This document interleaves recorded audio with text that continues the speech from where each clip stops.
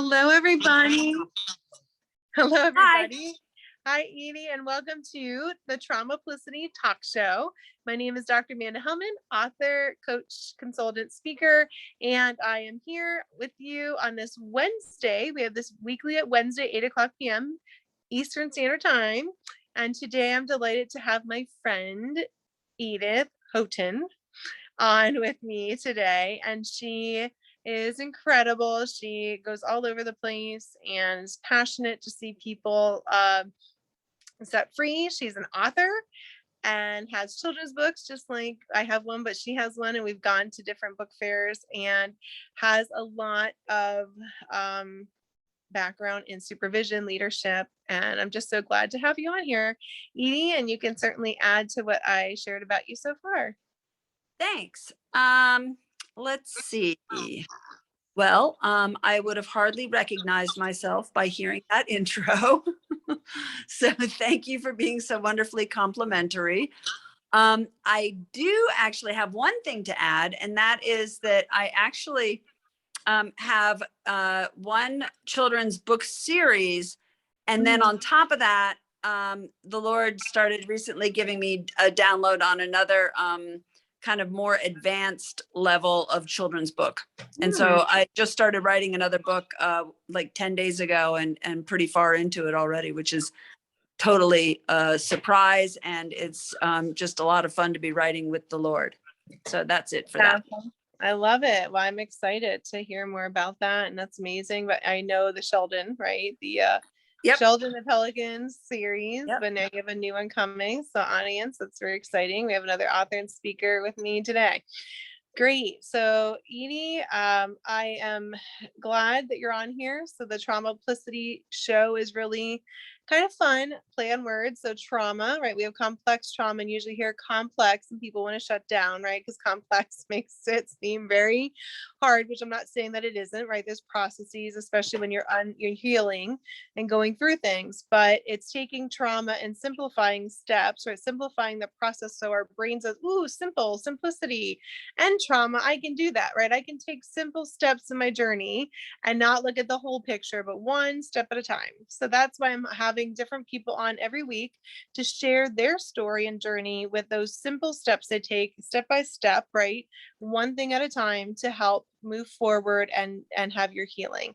So Edie, I'm glad to have you on. I know you've had journeys, right? Just like we do in life. And so I'm wondering what trauma, like, again, one thing that you've gone over, maybe it was complex trauma or something that took some time to process, and if you could share with the audience what that was and what that looked like for you.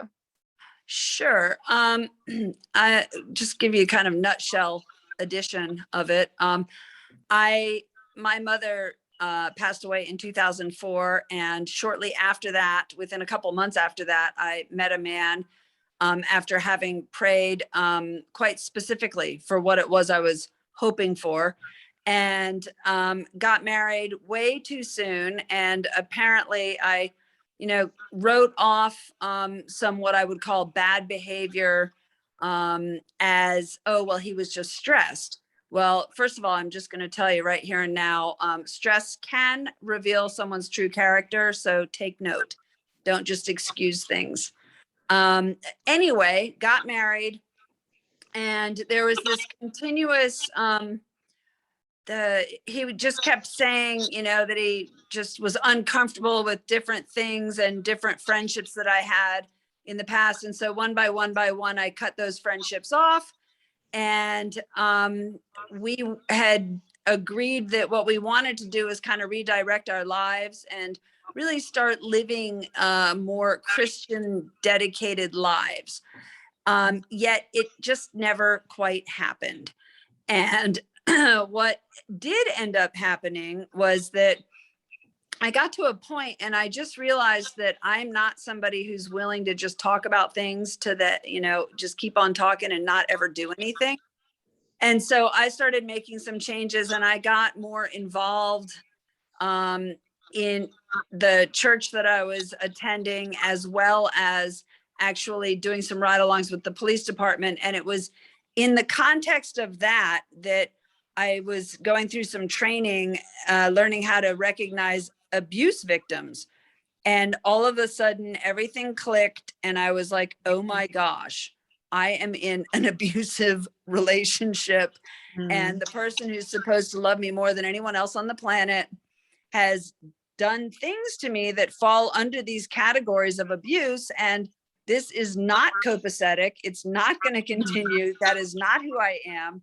I am not codependent, and I'm making some changes.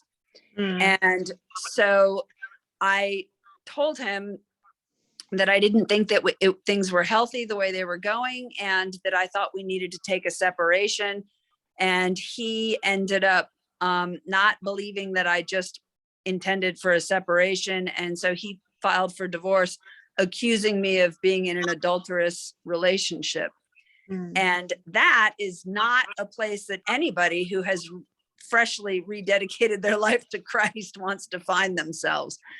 And so that was pretty traumatic for me. And I ended up, it took 2 years to go through the whole process. And there was a lot of accusation, and I learned a lot of really great lessons. And one of the things that I learned is that not every single accusation is meant to create a dialogue where you can actually win. And so the enemy will always accuse us of things, and it's really just meant to keep us unsettled and unable to move forward as we're trying to follow the Lord.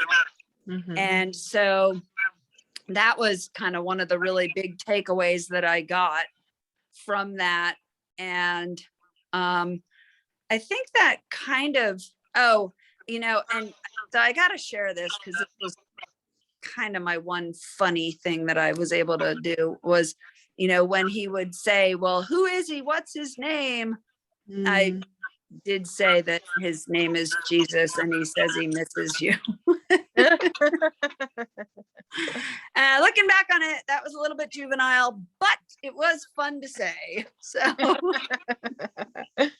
oh, that's funny. Well, no, I appreciate that. And so your story, right? And I think what's important is maybe people in the audience, right? You're looking up different things for abuse victims when you are in your marriage, and those red flags that you said that we sometimes might say, well, it's this or that, right? They're still red flags. And what was important is that you realize that in the middle of your search, right? You're like, oh my goodness, this is part of my journey, right? And that would be, again, anything with abusive in marriage, right? Or relationships is not healthy, but sometimes, again, depending what we've seen, what we've grown up with, or different factors and where we're at, right? Definitely impacts us. So Edie, I appreciate you sharing about that, relationship. And even obviously when he said who else, right, trying to accuse you of other people, and you're like, well, Jesus, Jesus, my love.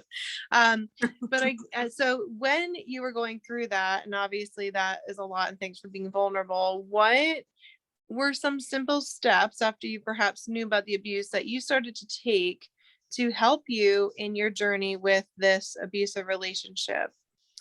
Well, one of the things that I ended up doing was I knew that I couldn't just sit around and look at the wreckage of my life.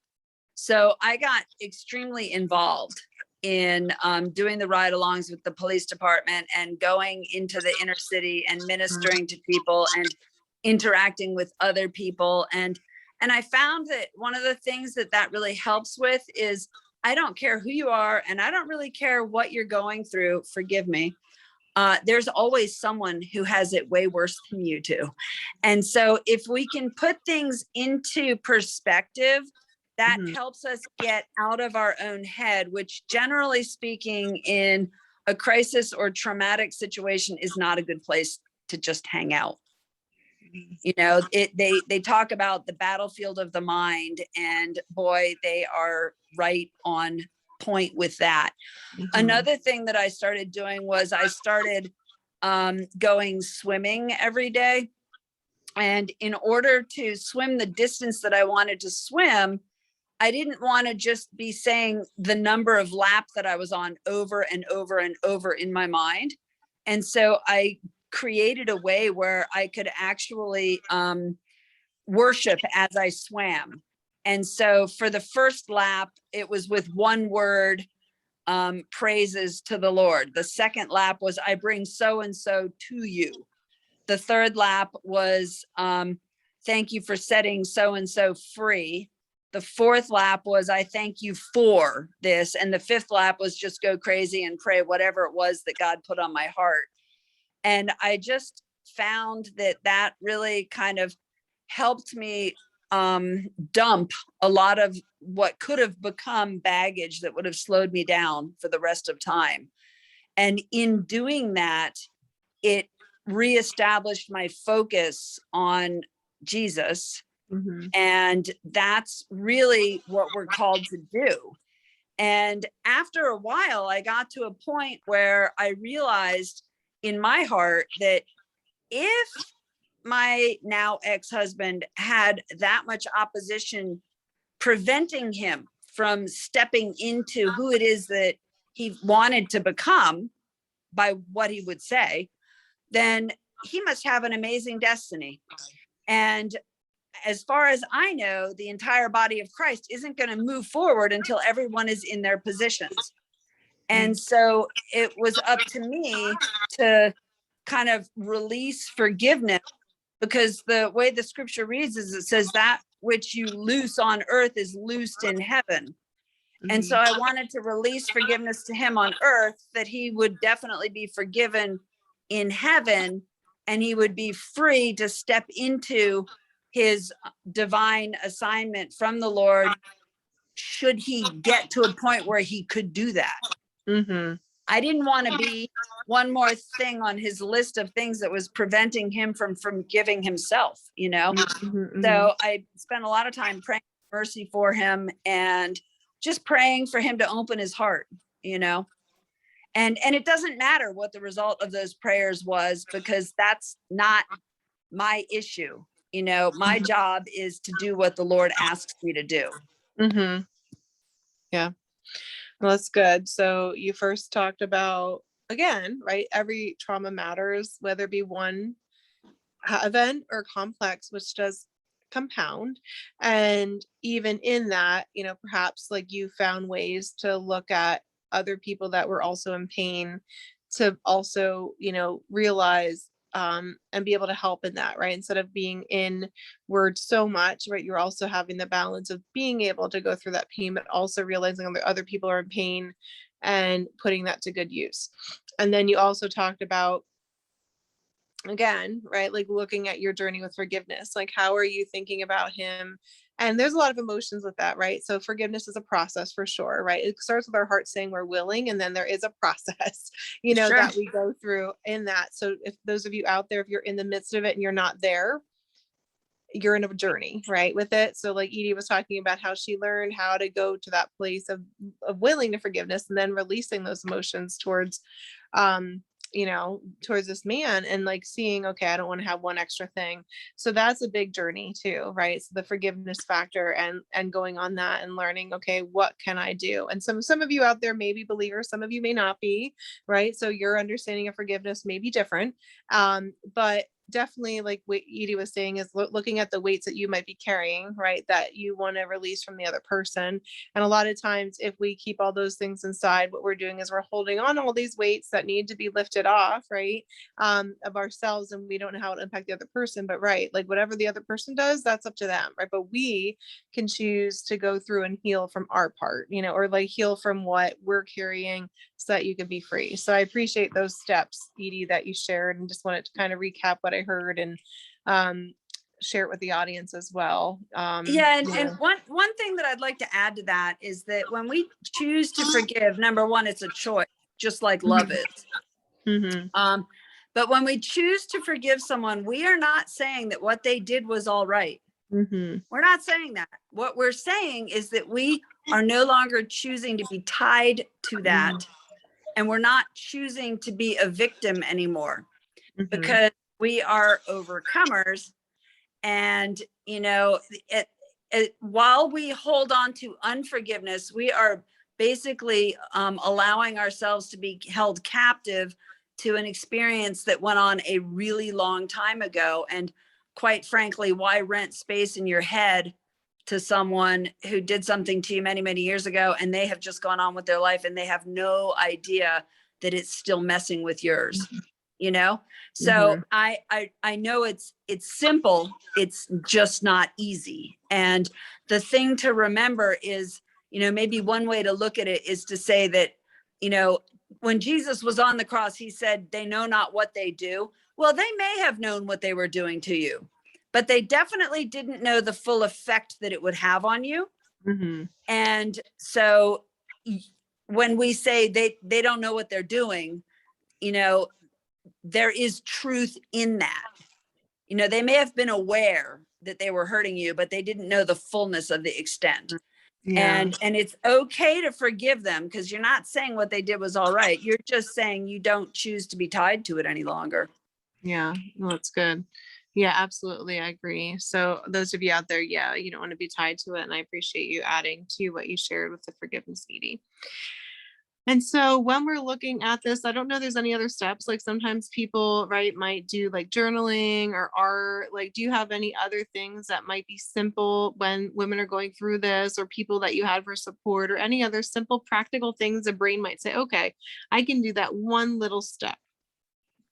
Well, I mean, so once again, for me, being a sold out believer in Jesus, the best thing I could do is take my ex-husband to him. So I could picture Jesus standing there, picture my ex-husband, take him by the hand, walk him over to Jesus, put his hand in Jesus's hand and say, this one's for you. And then turn and walk away, because that's, I mean, if somebody actually ends up getting a hold of Jesus, bit by bit by bit, they will be changed. And ideally, maybe they'll then become the person who you wished they were in the beginning. Who knows?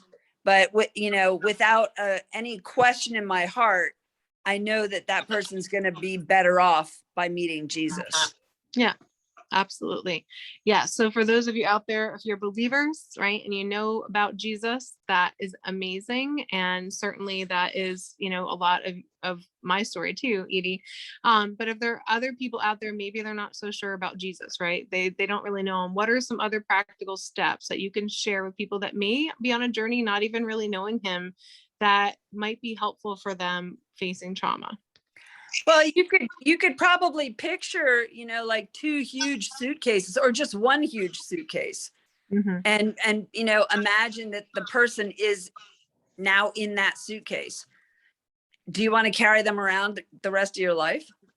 Or do you want to put that down somewhere? Yeah, that's a good way to put it. I don't want to lug people around with me. No. Yeah. So, that would be one way to do it. And then, there's other ways of thinking of it too. Like, would you rather have a bowl that's full or half full or empty? I'd rather have one that's empty, because if it's empty, I'm free to grab whatever is coming my way with the empty bowl. I like it. Yes. Otherwise there might be some amazing treasure that passes me by. This is true. Yeah. So I love it. I love it. So, right, out of those of you in the audience, maybe, right, like kind of on your journey, either you have Jesus in front of you or another person that you give, this stuff away to, or perhaps you have a suitcase, like Edie said, and you don't want to be carrying around anyone. I don't even care if it's like, they're like a teenager person that you're mad at or someone older. You know what I'm saying? That's a lot. It's not a lot just having a regular luggage, right? Of like that you carry. So I love that analogy, Edie. And again, for those of you on here, right, that you can hear about our faith, right, this change us, but also if you're on a journey and not sure, there's other tips too that can be like that to help you release that. So Edie, I appreciate a lot of this. Now, for those who are women and men that are on this journey, maybe they're in a relationship that's perhaps abusive, right? Or maybe they're in one and they just need some type of wisdom as to what to do next, right? Maybe it isn't so safe. Maybe they're in one that is nothing safe about abuse, right? But when they're in that, what's some wisdom you would want to give to encourage them where they're at? Well, I would find a safe person who you can talk to, someone who you consider to have wisdom, who can, either tell you that, yeah, you need help on that one. Or they could tell you, no, you're overreacting, you know, because sometimes we overreact. But I would definitely, you know, I mean, the Bible does say that there's wisdom in a multitude of counselors. Now, I'm not saying run around and talk to everybody until you hear what you want to hear. I'm not saying that. I'm saying, though, don't lean on your own understanding, because you might be, you know, over interpreting things. I don't know. You know, the best thing to do, though, is to open a dialogue with the person and say, you know, these are the things that I'm having a challenge with. Are you willing to work with me on them? And if they say yes, that's great. If they're not willing to, then you need to reassess whether or not you want to continue to move forward. That's a good point. Yeah. So again, right. Knowing where you're at, identifying safe people. I think that's important, right? Not everybody's a safe person, and having those counsel, right? And some people may not get it. It's important. Some people may not understand abuse. I think that's an important part, right, Edie? Because there's some people who may say, right, that you just want to have wisdom with that, right? So make sure you have safety, perhaps counseling, right? And like you said, you know, sharing that not with everybody, but with people that you know are safe. And maybe you might not know who's safe, but as you share, you'll learn quickly, you know, who might be safe or not safe in that situation. So I think that's good. And being encouraged, right? If you're out there, that there is hope, there is, you know, safe people, and there are numbers to call, hotlines, if you're not sure, that they can talk with you and, you know, walk you through that to see if you are in a safe place or not. So Edie, I appreciate that. I don't know if you have any other thoughts that you want to share with the audience. I think the only other thought that I wanted to share is that, you know, each person is worthy of being loved, and each one of us has great gifts inside of us that are meant to be shared with others, to encourage others and to speak life into others. And when we focus on the Lord and speaking life to the good attributes in others, I feel like at that point we're on the right path. The other thing is just to know that, you know, God does turn all things together for the good of those who love him and are called according to his purposes. And so I will tell you this, that the very summer that my marriage crashed and burned, it turns out years after the fact, I learned that exact same month in August of 2013, that's exactly when the Lord gave my current husband a dream and showed him a blonde woman with 2 daughters and asked him, you know, if you want her, you could have her. And we weren't even friends at the time. And he didn't recognize me in the dream. But later on, we were talking about certain things, and I told him, yeah, my whole world came apart in August of 2013. And he's like, oh, that's so weird. And then he realized that that's when he had that dream. So right at the same time, when we tend to think that our world is at its worst, that's when God is working hardest behind the scenes to bring forth his plan in our lives. And I've always heard that, but now I have a concrete testimony to that effect. So I just want to encourage people. Yeah, that's awesome. That's amazing, right? That's on point, right? Sometimes when everything seems to be crumbling in the natural, it's actually everything's being built right in ways that we have no idea. And that's a word that I can even take today and say, yes, I'm receiving that. But I love that. I love stories, right? When we don't realize till later the puzzle pieces or things come together later and we're like, oh my gosh. So definitely amazing. Thank you, Edie. I appreciate your wisdom. And those of you who are watching, please know that, you know, there is support, and that, yes, when it looks really bleak, that God is always for us, right? And that, you know, if you're on your journey, that there are good things ahead, good plans ahead for you, and keep your hope. Even when it seems grim, there are good things ahead, and that can seem hard, but it is true. it may not feel true at the time, but you're amazing and incredible. So certainly tune in, and you can listen to Edie or listen to any of these Traumaplicity shows. We've talked about grief, sexual trauma, abuse, right? Overcoming mindsets. So there's so many things on here, and taking simple steps, right? Helping our brain just kind of take it step by bit, to continue to heal, to become your best self, your best design of you, how you've always been meant to be, with people that care for you. So thank you, Edie. Thank you, everybody. And we hope you have a great night, and tune in next week for Traumaplicity. Bye. Bye.